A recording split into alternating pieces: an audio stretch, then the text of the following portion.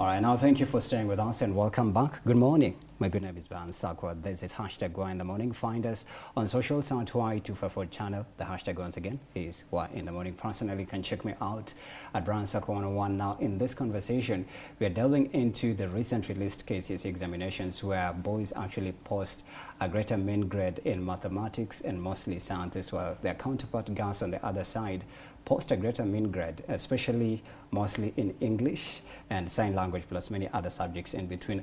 A total of up to 270,173 candidates scored a mean grade of C+ and above, actually, earning a direct entry into higher learning institution, and thus actually raises a question: did those who did not meet that minimum grade entry to higher learning institution consider themselves as failure? And also, according to our question of the day, did what you score in KCSE or any other examination or test, could have been in a higher learning institution or whatever kind of exam, determine how you operate and live in life? Are you basing your identity on your academia? That and much more is what we're going to delve into. And my guest for today, Pops Onyugi. She's a wellness and confidence coach, alongside Josephat Marucha. She's a manager at New Horizons Secondary School. Karibuni sana, ladies and gentlemen, and Happy New Year. Great to have you here. Thank you so much. Karibu sana. Maybe you can start off with just a little bit with what caught your attention with this 2025 KCSE examination results. I think for me it was just the way you've outlined it. It was good, to see girls on the lead. And of course, also being able to see now that comparative in terms of grading and everything. But I think it was also good to see stories of families. That was the greatest inspiration for me. I think seeing that mom whose child had an A, she works in a pub. You know, you can see the stories, you can see the humanness, behind the grades. In terms of some of them were not from perfect spaces and situations. And of course, just being able to see everybody has potential, and at the same time to also see the invisible. I was just wondering, like, okay, who celebrates or even checks on the ones who didn't do well? But then we forget that for the better part of any, in terms of just how are you feeling? Any performance. Most people actually focus on the person who won the gold medal, and they forget what happened to the one who had an effort.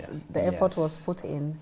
But I think also knowing some of them offline and still encouraging them and just checking in terms of, was this your best? Then it will still work out for you. Absolutely. I wish you had more people like you in the world who actually tell people that. What about you, Josephat? What got your attention? By the way, you're a teacher and you're also a manager at New Horizons Secondary School, meaning that you've interacted a lot with so many examination results. Thank you. Actually, the 2025 examination was good in its own way. Like we cherished a lot because our students did very well, and compared to some years back or some, basically we had a number of them making to campus, and even others, those who got C planes and the C minuses and the D plus, and of course the last group had a D, which is not bad still. And we say all of them are important. And we see them important because everybody has a role to play in the society. Yes. Ukiangalia kwa wale students wenye maybe, because you're a manager at the school, you're almost like a principal. I don't know, maybe if I could be wrong or right, you can correct me. You're okay. You can see through that, the best performed candidates actually receive a lot of massive celebration, recognition, support, and congratulations. But like she's brought in a very interesting point. What about of those who scored D and below? I don't know if there's somebody who scored an E. I don't know if in this batch of students if there's anyone who scored an E. But let's just stick to the D grade. What happens to them in terms of them maybe seeking further education? And also, what are some of the conversations that you guys as stakeholders in the education sector usually have with them so that they don't give up on their dreams? Maybe somebody expected to get a C+ at least, but they got a D. Does that mean it's the end of their journey or experiencing good things in life in terms of academia as well? Basically, like I've mentioned, all students, the way they perform, that's their ability. And we appreciate the ability of a student. Yeah. We encourage them to do their best. Apart from making it to campus, because everybody works so hard to make sure that he or she is agreed that it takes him or her to the campus. Yeah. But we usually tell them that they can as well go to these short courses, TVET Yeah. are there, and then they do a lot that will make them empower others. Yeah. So we treat them equal, and we see them, all of them are important. Yeah. Because every grade is a quality grade, especially nowadays, unlike previously. Yeah. We realize that somebody with a D can become a good carpenter, a good mason, Right. and eventually he'll be an employer of many. Of the S. Actually, they say, Yes. why are C students employing A students in Yes. this, you know, Yes. modern day? I don't know if it's a thing or it's just a saying, but yeah, it's interesting because, and I want to throw it to you, Pumps. When you look at how, you know, we value education in our country, and me, I'm a millennial, by the way. The thing is, you have to succeed in education, go graduate, get a degree, start a career, and if you happen to fail anywhere in between, first of all, you've not only just failed yourself, you failed your parents, you disappointed them, you know, you've disappointed a whole community. If, for example, maybe if you're the first one to make it to uni during those days, yeah? So you can imagine people pegging academic success to possibly their whole entire future. Like if you failed or not got a good grade that could get you to a uni, then that's end of your dreams. Maybe how should we socialize our society now that we are moving into even a system like CBC where everything, in fact, I was speaking to my co-host and he was telling me about the grading system. It's no longer now, you know, A minor, B plus and D. They are giving like a whole group grade that showcases the ability of the student. Like he said, grades showcase ability in performance. Yeah. So let me first of all just go a bit deeper that I was a below average student. Yeah. And I remember in Form 3, third term, I had a D minus, you know, D with a dash. Yeah. And of course, that time I was going through a crisis. So sometimes it's also the premises of what's going on Yeah. beneath the grades, Right. you know, because it's not just about the bottom lines in terms of the scores. It's possible to get an A and you still Yeah. fail in life. Yeah, you go to campus, you don't make it because whatever was probably underlying still Yeah. tops up. Yeah. And it's possible to still build that mindset from a place of resilience, and you climb from a D minus, Yeah. you do a certificate, do a diploma, do a degree, do a PhD. Even a master's. Yeah, there are people all who through. have Yeah. actually climbed from down there ladder. just because of your inner settings. Resilience And- is what you mentioned. Yeah, and personally having, of course, I was going through a crisis. I was a suicidal teen, and I was also, I mean, I was just a below average student generally, you know, growing up. Right. But I remember that season there was a turnaround. I scored a C+. Yeah. And of During course your from that C+, finals, yeah, or- that is what I got in my KCSE, which was Wow. a miracle for my family. Right. Now there are some families where C+ is a fail because maybe they because believed the you rest had have a, set the pace. and Yeah. you had a higher potential maybe. Right. But for me that was a miracle. And of course I have climbed up. I did a diploma, did my degree, and 2 years ago I graduated with my second, that was the other one I didn't complete because I started my MBA in UON, Right. but then later I've graduated with humanitarian MBA Wow. from Switzerland. Wow. And so congrats. there's still that aspect of right now doesn't determine the rest of your life. Yeah. And so even that heavy weight of you failed as is Yeah. actually an illusion in terms of, is it the self-worth of the parent that is at risk, or is it really the child? Charles. And so sometimes that messaging and language is very destructive. It's Yeah. just that part of how can she or he reroute his life. Yeah. And of course, I usually think your gifting is more important than your grades. Yeah, that's profound. Yeah, because because- also when you look at most African parents, they strongly believe in different beliefs. Because I also believe belief system also shapes who you become in life as a Totally. person, and Yeah. how your parents speak to you becomes your inner voice when you grow up as Even as your an adult. teachers. Yes, Yeah. exactly. Because there's a statistic that said we spent almost half of our lives with teachers. They're like our secondary, primary or secondary parents. secondary Yeah. parents, yeah. So I don't know, should it stand from a family setup in that we need to now social structure how parents speak to their kids and how they explain to them that, you know what, you're allowed to make mistakes in life, and mistakes is not just like, you know, you may be riding a bicycle and bumping into the road. You could also go to class, sit for an exam and not succeed. Even when you look at stories of the biggest billionaires, you know, they didn't like score A's to the top. Bill they Gates, failed. Steve Jobs, they dropped Exactly. out, some of Bill them. Gates actually dropped out of Harvard, you know. So maybe should we start having these conversations as early as we can, because right now times have changed and there's now alternatives of careers, you know. Yeah, I think for me, academic ability is not the only way to measure my competence in life. And I am a case study of that. Right. In terms of just grading me for what I can fill in. Because you see, all those are competence, but only in one side of my life. Yeah. But who is grading my emotional intelligence, which is actually right now a bigger asset than probably academic. Right now, EQ is more important than IQ. IQ, yeah, for sure. Yeah, people are getting fired just because of handling a situation badly, and then it goes viral. You know, and also adversity quotient, being able to rise up from life again. You know, you can lose a job, you can lose a business, and being able to rise up again because your identity and worth is deeper than the outward. Right. And so all those things are things that cannot be graded in class. Yeah, But they are critical skills and abilities for succeeding in life as a whole. Yeah. Because sometimes it's possible to raise a child who is only competent academically because that was the only emphasis you had as a parent. Yeah. And then you neglect their social skills. Right. You neglect their emotional wellness. Yes. You neglect all these other skills that will help them, number one, hold up a family in future. Yes. You know, just having a successful career doesn't guarantee that marriage will be successful, parenting will be successful. Yeah. And even my social life will be successful, which is actually one of the biggest leads to addictions. Yeah. You know, addictions of every time, in terms of addiction to screen, addictions to food, addictions to people. Yeah. Oh. Yeah, sometimes, because that part of always wanting attention and always looking for the clicks and everything. Yeah. That is also the approval addiction, which is addiction to people.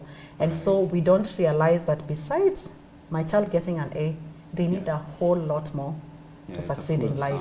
And there are children who may not have the A, but they're very successful in these other soft skills, which will actually see them. I mean, you can build up a grade, but these other things cannot be built up automatically. Absolutely. There are actually some organic growths that need to happen. Different stages of life as well.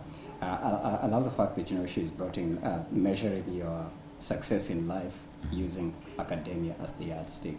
Also, what happens to the parents who are adamant to not believe and just accept that, you know what, my child is, I don't want to say not that smart or they're not gifted academically, because she's mentioned that, you know, you can fail academically, but you can excel in life here. You can score an A minor in education, good on paper, but in life you score a D minor. So what happens to parents who are adamant and they're still stuck in the old ways? If you didn't make it in academia, then you failed.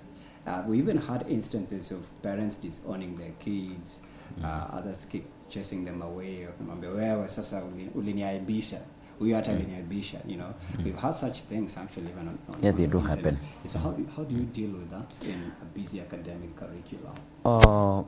Basically, we like advising students as well as parents. And as Horizons Fraternity, we like following up every step of our students when they are out of school and they have done their examinations. We like following up with the parents, whether they have gone to do some other courses. We like to know those who have made it to campus, what kind of courses have they gone to do, and have they completed, because some, you hear that they've gone and joined other groups, they end up not performing up to the end. But we like following up. And basically we advise parents that a student scoring a D or a D plus or a C minus is not the end of the road. We like that the student or the child now has a potential of saying that I want to do this, and then now he or she is given the same to do. Because if we disadvantage the student or the child that now you didn't make it to campus, that's not the road to go. It's all about what else can you do if now you didn't make it to campus. So we advise the parents, and that's why I thank the government of Kenya having introduced the TVET, because now it's helping a lot.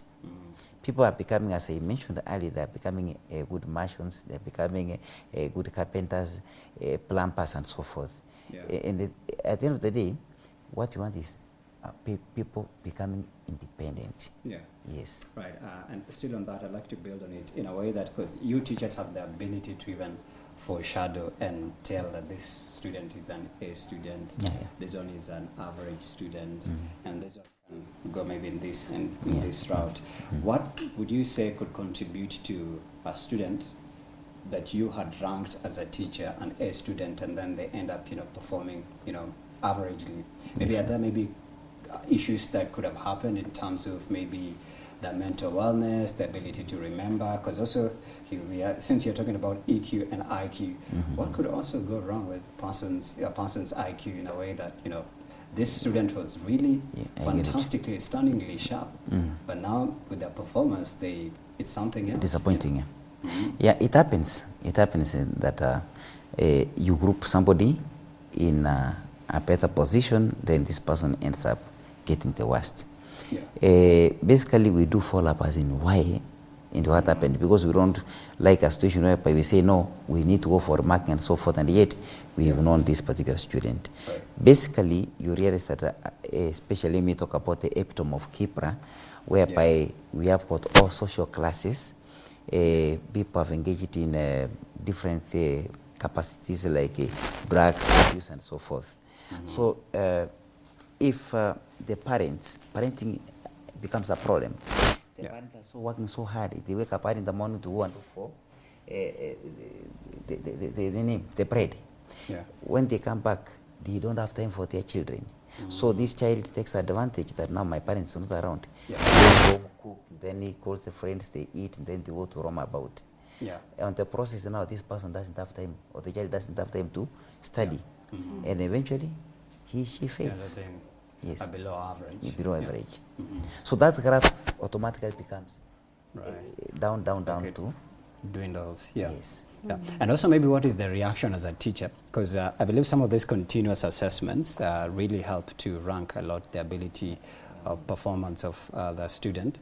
What could be the reaction of an A student going from below average? As a teacher, do you punish them, reprimand them, or sit them down to have a conversation?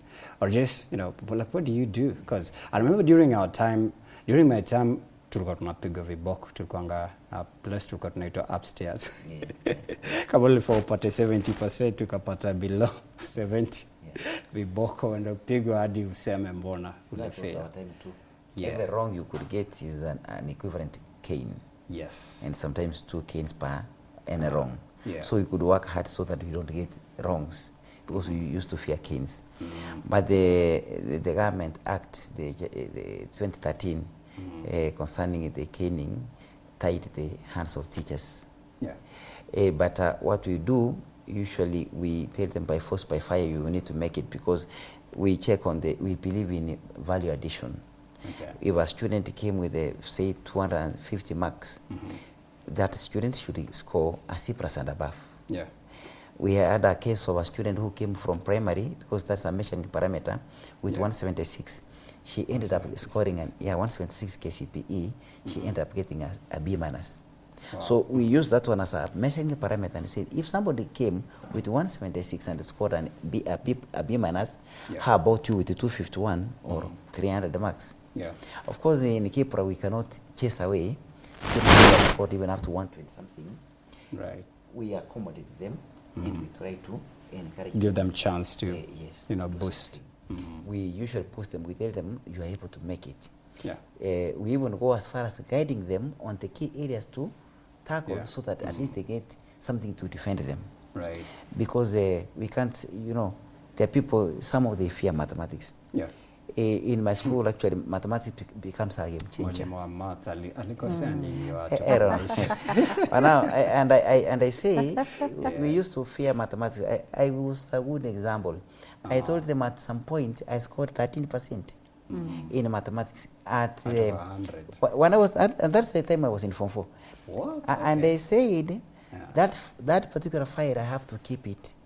Every time I tell the students, it is possible to score E today and tomorrow you score an A. Yeah. And look now, you're It was until that time that my teacher actually came and said, Mr. Marucha, or okay, I was not a Mr. by then, Marucha, Yeah. you mean you can score chemistry B plus, but mathematics E? You know, it's a way I used to comfort myself, like even if I score these things, the mathematics E, the rest is A's and the B's. Right. But I guess when she came and became tough on me by caning me properly, that's the time I woke up.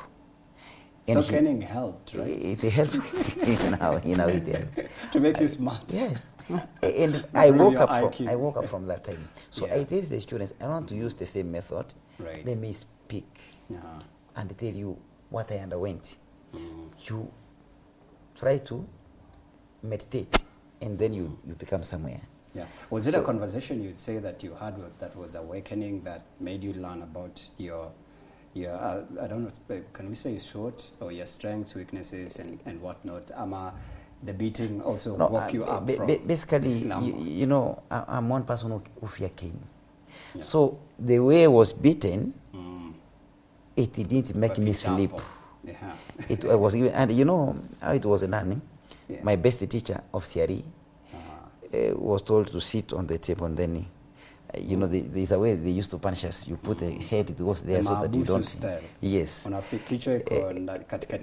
Yes. Yeah. Exactly. Oh, now, goodness, that was then I said I have to wake up.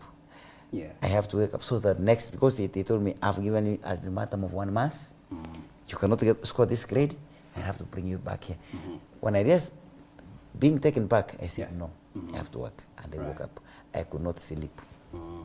Using your story actually, with what you're handling right now, maybe what has changed from way back and now in terms of discipline and helping, it helped you to wake up from that slumber. Yes. So how are you guys waking up students who are in sleep mode at your school? You know, those ancient days there were no homeworks. So nowadays we punish them by giving them sufficient homeworks. And we say in the morning we have to collect the books. So nobody can hide. Everybody has to bring the book. Yeah. So we measure the number of homeworks that we know by giving them this much. They will not have time to go and roam about. Yeah. We know how to wake up. I'm a mzee, but I wake up as early as 5. I'm in school. So that somebody coming in will drop the book to the right place. So that they don't get time to already copy each other. So those kind of parameters we put in place have worked. Yeah, caning does not work. Have you entirely done away with it? We fear the government. We don't want to be charity. Yeah. You know? But also even the kids themselves, they are so woke and informed. They'll be like, first of all, you're abusing me.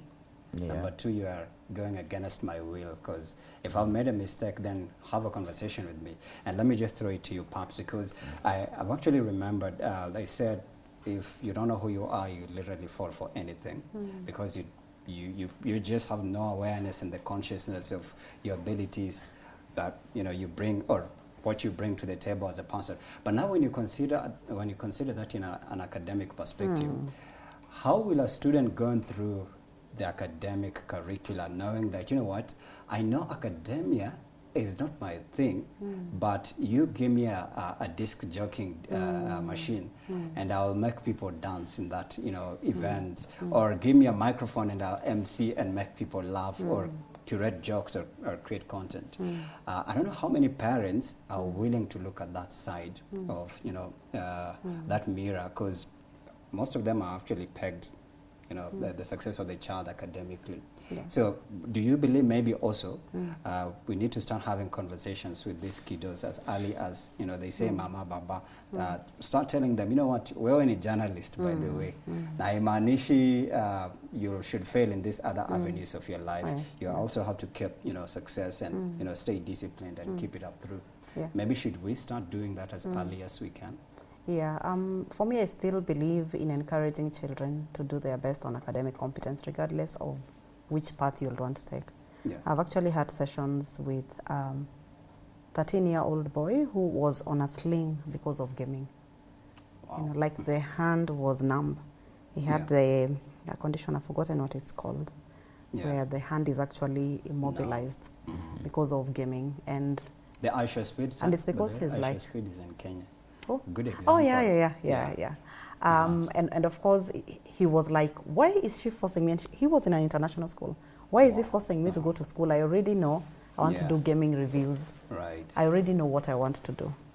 But you see, school doesn't only give you academic competence. Right. There is social skills, there is discipline. There are so many other aspects that formation of school brings about. Yeah. And so regardless of whether your child knows what they want to do or not, or you can even see signs and clarity, just encourage them to be their best, because even for other doors to open, they may require something more beyond their certificates. They may require, the certificate may also be required for this person who is an artist, who is probably a DJ or anything. There may be levels that will open, because your academic competence is also a bottom line. So it's important to encourage that. And then on the other end, like right now, there is actually a girl who is, she went through med school, all the way graduated, and then she was like, I don't think this is what I want. My thing. And she wants to be an artist now. And she's very gifted in baking. She's very gifted in drawing and arts and just making very beautiful pieces.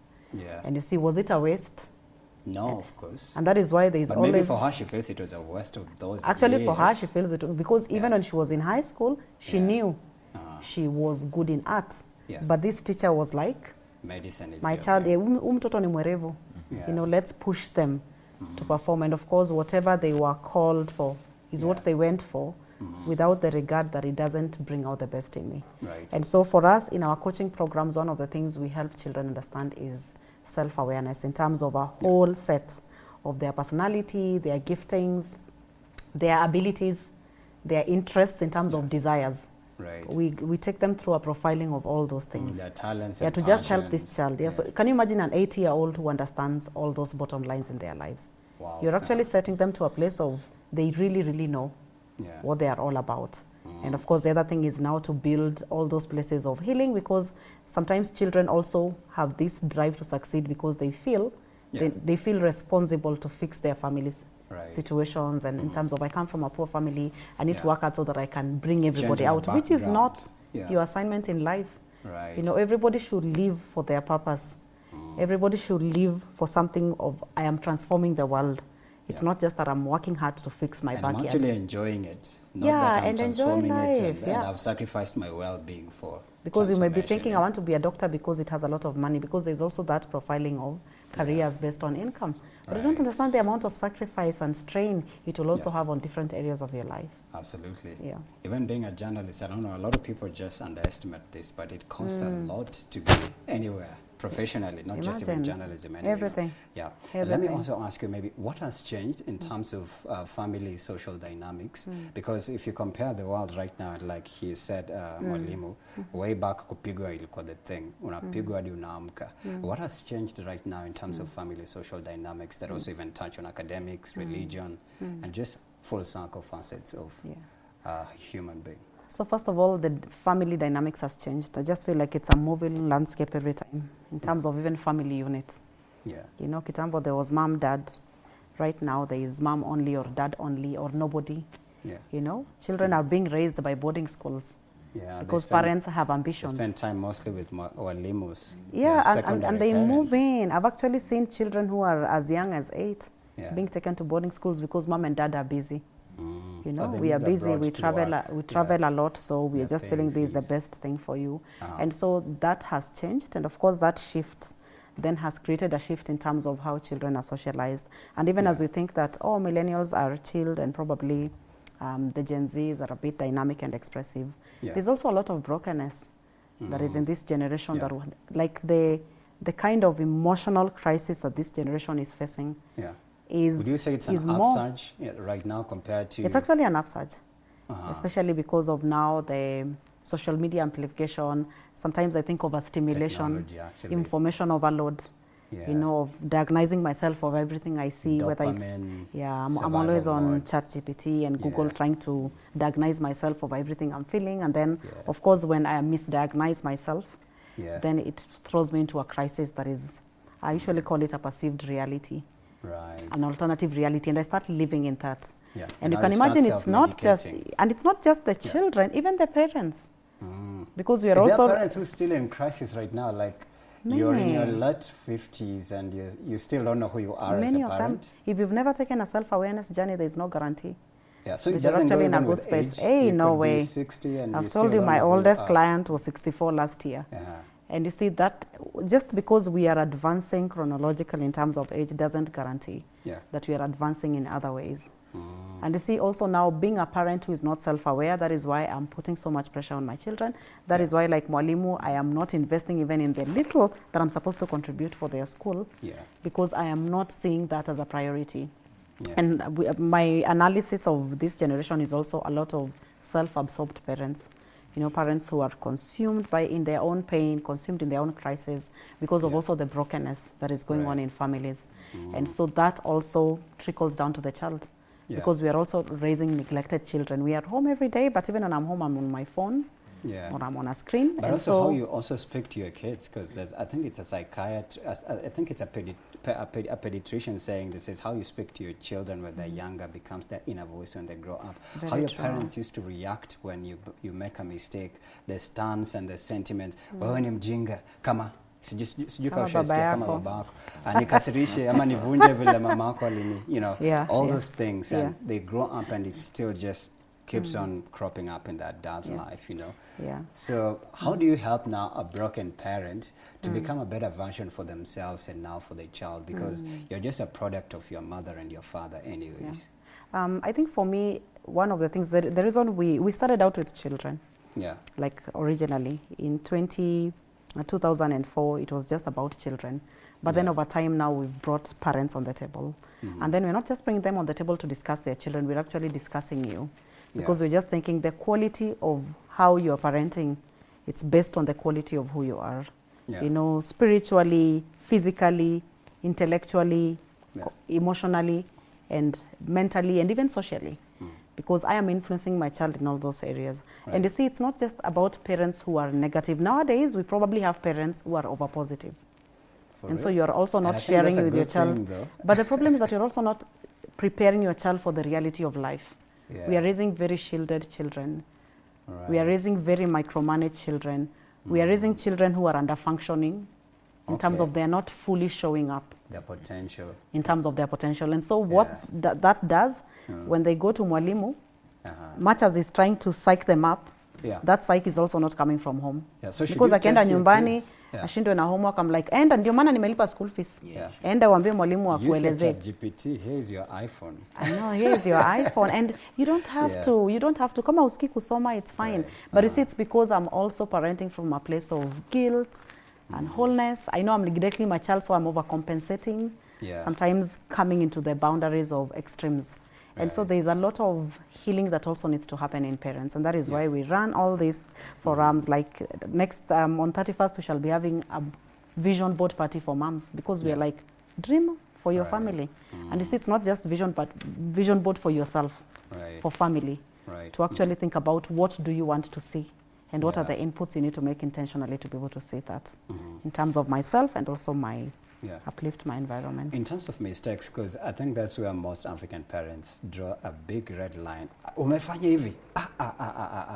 You know, so in terms of addressing life mistakes or pitfalls, how should parents position themselves to positively look at a mistake as maybe a learning curve, a lesson, and not like fanya hivyo and then kesho? Because by the way, let me bring in story. Aisha Speed, who is just now, I think he's the world's most influential young, you know, content creator who is controlled by Twitch and YouTube.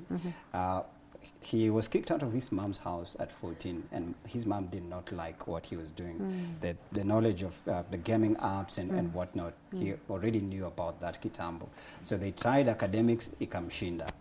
But did gaming, blew up, became America's most influential content creator. And now you can imagine if the mom forced him to go to Harvard or do engineering, he'd be the most miserable, you know, 21-year-old right now. So in terms of mistakes, how should parents look at it instead of overreacting or being explosive and throwing tantrums?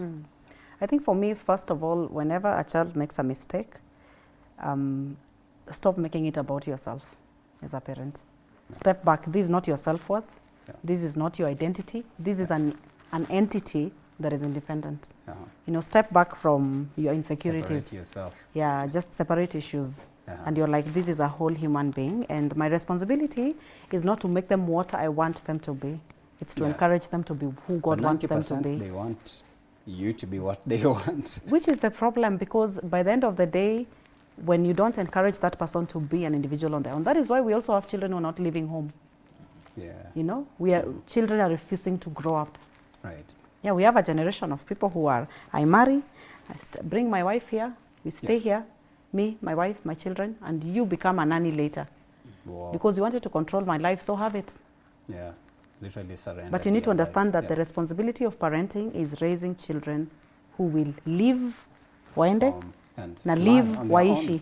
And thrive. You know, you want a child who will live. You want your child to outlive you. Yeah. So sometimes you also don't realize all this control and micromanaging and sometimes negativity that we are bringing on our children. It's actually shortening their life. Yeah. And of course, it's also discouraging them from building a healthy individual identity. Yeah. Because when they are not a healthy individual, then that means I will always be parenting them for the rest of my life. Yeah. You know, even when they are 40, 45-year-old bado niko busy. Akiwa 50, bado niko busy. And then of course, it affects also the quality of my sunset years. Right. And so there's that aspect of I am investing in my child so that, not so that they can even help me. I think we are also coming out of that mindset as Africans. This idea. Yeah, of the black child. Kusomesha. Yeah. Ninakusomesha ndio unisaidie. Yeah, you actually want to raise an individual who is actually happy that they came from you. Yeah. And then when they're happy they came from you, everything they do will be a response, but them being successful in their own right. Okay. Not in my own right on my definition of success. Right. Because my definition of success may be grades, but the definition of success for that child may be their giftings, making them great and bringing them before great men. Creating content on TikTok with reactions. When we were growing up, right now they are probably some of the most prosperous even most of the people. podcasts we listen to are some of these Gen Zs who did not even excel and get A's in academic. But Mwalimu, maybe what would you say is the biggest responsibility that you guys have as teachers whenever you're dealing with, let's say, students who know what they want, or those that completely, maybe they don't have a sense of direction, they need guidance or they need guiding into the right direction for their lives? All right. In schools, we have got this guidance in the counseling sessions that we ultimately offer.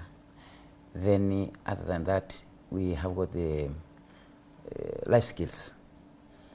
All those combined together, when we teach them, the students are able to realize themselves and know what they want. Right. I have a case of one student who scored a B plane and who was called to do law. Then she did law 1 year. The second year, she realized that that's not her dream.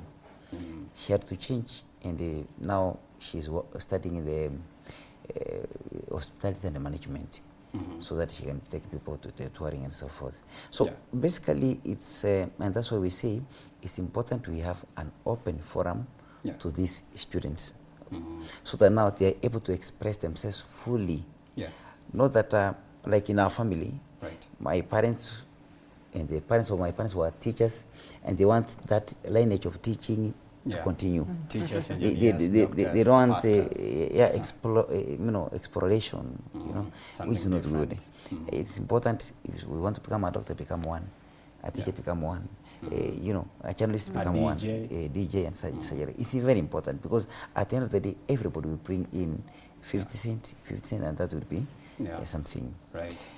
And basically now we tell the students, tomorrow your parents are no more. Assuming you are alone, how will you manage? Me, I do tell them, can you start by admiring yourself with what you are doing? You want to take certificate cannabis or so. Can you start admiring yourself, like what you are doing is the best? Right. Can you check if God gives you 3-4 kids of the same caliber like you are? If that can make you happy, Do you encourage talent-based careers? Yes. Like they say, because I see a lot of dancing at the CBD. I think I should enroll for dancing classes. I think I'm ready this year. It's very nice. Actually, this can be. And they're being called to events and they're paid huge amounts of money. Chris Brown, one of the biggest music stars of all time in America, she goes around to audition for dancers and he pays them very well. Sure. So maybe, do you have also different structures in your institution that help to promote talent-based learning? Yeah, those things are there. And actually, we have Talent Day, whereby we have students coming in, everybody want to explore. We get Mrs. Horizons and so forth.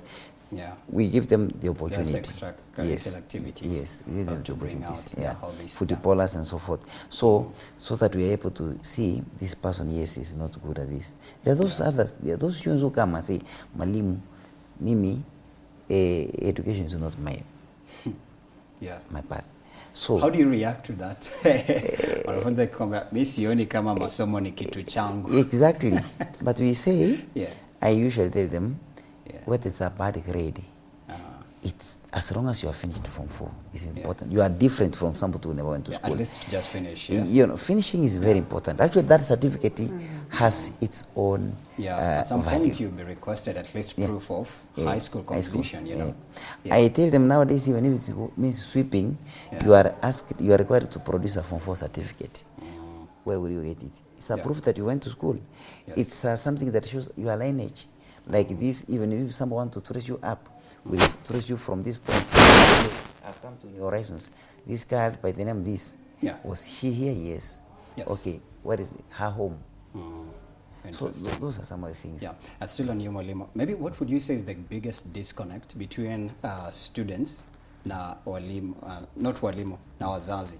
Because if students are spending 9 out of 10 their whole lifespan with teachers, you'll definitely are likely to see huyu hasikizani na mama ama huyu hapendwi na wazazi, and they prefer maybe to keep it to themselves. So maybe what would you say causes breakdown ama hiyo kuwa disconnected between, you know, wanafunzi na wazazi wao? Yeah, it's a common challenge that is across that parents they have brought up the children, but they have not sufficiently given them the opportunity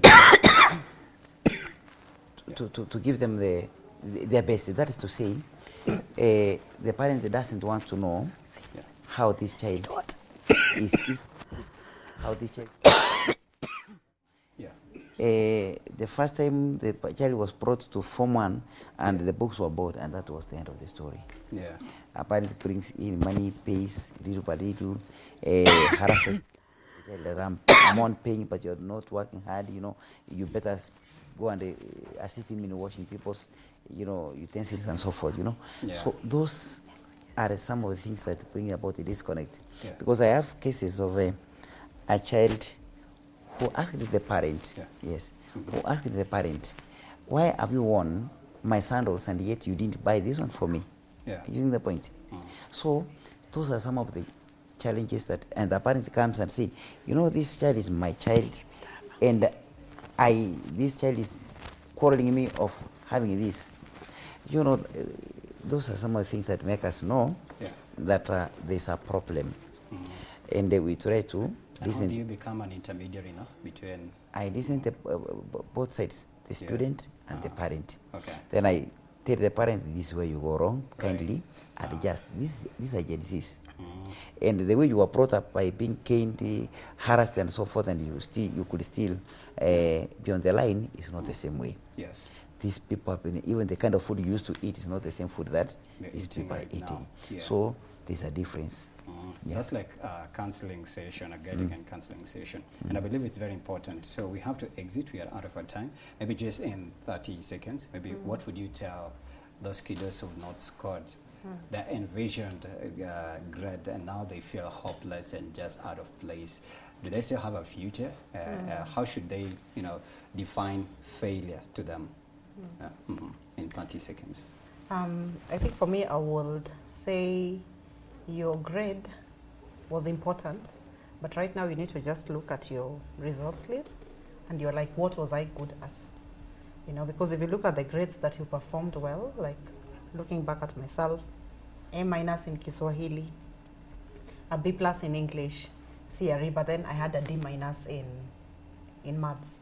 So I can't obsess over the D+ and just allow that to define my worth and keep on regretting over spilled waters. Yeah. So I'll encourage you, focus on what worked, ask yourself what lessons you learned, Yes. and then right now it's time to reroute. It's not time to mop and beat yourself about it. Yeah. And so resilience is actually being able to rebuild from what's broken and to realize that Yeah. this grade does not determine the rest of my life. Yes. It's actually just an opportunity for me to see where I am and then reroute and look at horizons of life that I can thrive in. For example, things like certifications. Like Yes. for example, if you want to be a digital marketer, Yeah. I mean, you Okay. don't really need... I'm being wrapped up actually. Okay. Yeah. Yeah. But yeah, excellent point as well. Yeah. So it was just an exam. Yes, Mwalimu. Okay. Maybe a second because you're out of time. No problem. Basically, me, what I can say is that the parents should work hand in hand with their children as well as the school administration. That way, the children will feel they have been accommodated. Yeah. And they work hard at their own capacity, and it's something that Okay. can sustain them. You have a social media or a LinkedIn? Yes. Please say just one that you're active on so that So at Paps Wanyugi, Reconfidence with Paps on YouTube, on all socials. Yes, so ensure that you find her there and the event that she has. What about you, Mwalimu? You have a LinkedIn as well? No. Yeah, but you have a Facebook? Not yet. Not yet. No, it's okay. You know, most teachers like just being identityless, faceless, like Gen Zs. But thank you so much both for your incredible insights. Paps Nyugi, she's a wellness and confidence coach alongside Mwalimu Josephat Marucha. She is currently a manager at New Horizons Secondary School. Thank you so much for being here and part of this conversation. Thank you to you two for watching us from 7 a.m. to 10 a.m. I'll absolutely see you tomorrow bright and early. I and my Costa James is just around the corner, so stick around. Tomorrow is going to be on a fire show at Y254 channel, Brian Sako on one at James John, if I'm not wrong, _ something. But ensure that you just check our Y254 page. You'll find his handle there. So thank you so much for watching. See you tomorrow bright and early.